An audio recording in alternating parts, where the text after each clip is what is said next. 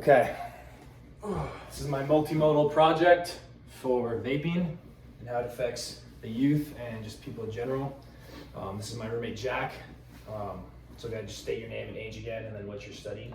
My name is Jack Shinovich. I'm 19. I'm going to be studying kinesiology in the spring. Sweet. Okay, so when did you start vaping, and when did you start doing it heavily? Probably when I was a sophomore in high school. I tried it first then in one of my classes when we were going to the bathroom, because that was honestly a way we used to get out of class. And then my friends eventually got into it, my friends at the time. And then since they were doing it, I just thought I should do it. And so I started buying them. Okay, and then when did you consider yourself like your heaviest time of use, like Junior year of high school. Junior year of high school? This was probably at the point where all my friends were doing it. I would use my friends who had older brothers to go buy it, and everyone on my baseball team was doing it too, so I always had access to one no matter where I was, which definitely didn't help. And that was probably the worst because I couldn't go maybe like 30 minutes without hitting one. And every time before I went to bed, every time I woke up, always at school, at practice, didn't matter. Okay, so did you consider yourself addicted back then? Yeah, I was definitely addicted. Okay, what what signs of withdrawal did you get when you didn't hit it or get a? Towards the end of my junior year, I figured out it was a problem, obviously, and then wanted to quit. So I stopped buying them at first, and then it just became a matter of my anxiety and depression got really bad, and I was nervous all the time, accelerated heart rate. Every time I saw someone hit one, I had the urge to go do it, and I lost a lot of sleep because of it too, just because I was so stressed I didn't have it. Yeah, that's the biggest thing. How often, when you said during your peak, how often did you do it a day? Probably 50, 100 times. Okay, yeah, so like every 15 minutes. Yep. Yeah, and then you kind of answered some of these, but like how did it affect your mental state? You said you were not feeling too good about that, and then your social, like sports. Did you notice anything in sports, and then economic, I guess? The sports one's actually kind of interesting. I didn't notice anything particular in sports. It definitely didn't help my grades, because that was the last thing I thought about was grades when I was addicted to that. And economically, it was expensive. It was very expensive. I spent a ton of money on it, and money I didn't even have, and my parents' money, and it was messed up. But yeah, it was really expensive. Horrible habit. Yeah.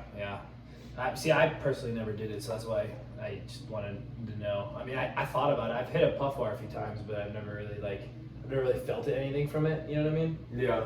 Because That's what I was addicted to, was that feeling. So I would honestly sometimes, it was the best in the morning because it had been 8 hours without you touching one. Oh. And then I would just sometimes go like a day or so just so I could have that feeling again. Did you ever move on? Did you ever move on to anything else, like cigarettes, Zyn packets, dip? No, I always thought that was disgusting. Vaping was the furthest I'd go. I smoked a lot of weed between sophomore and junior year. That was about it. But that was a little different, whereas like I was totally a fiend. I didn't buy any of it. I would just use all my friend's stuff. Okay. So yeah. What's the other one? Did you oh shoot, I had the other question in my head. I guess it's like what like did you think it was cool? Did you think it was like, man, like all you guys are doing in the bathroom? Like why did you originally start? Because your friends were doing it and you just wanted to follow along, or was it like flavor wise? Was flavor like a big part of it? the flavor honestly meant nothing to me. I had no interest in it freshman year of high school, and I had a few friends who were doing it at the time. I thought it was stupid.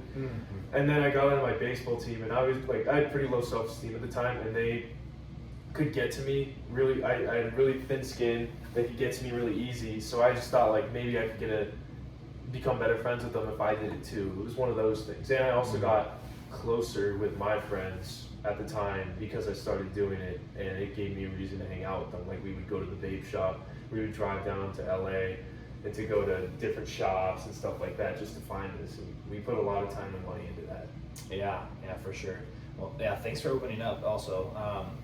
And then the last thing I would talk to you about is just like any advice for people that are trying to quit, and then like what are like some of the ways you did to quit? Like what are some of the things you did? I first realized and kind of admitted I had a problem because it got to a point where like I had no money to spend, so I was asking my parents to spend money, or I was asking them for money so I could buy the stuff, or I would just like I would hang out with my friends just so I could use it, and it was so messed up. And at some point, I just kind of like I knew I needed to do something about it, and the first thing I did was just stopped buying it at all costs. I didn't put any more money towards it, and then the next thing was completely dissociated from my old friends.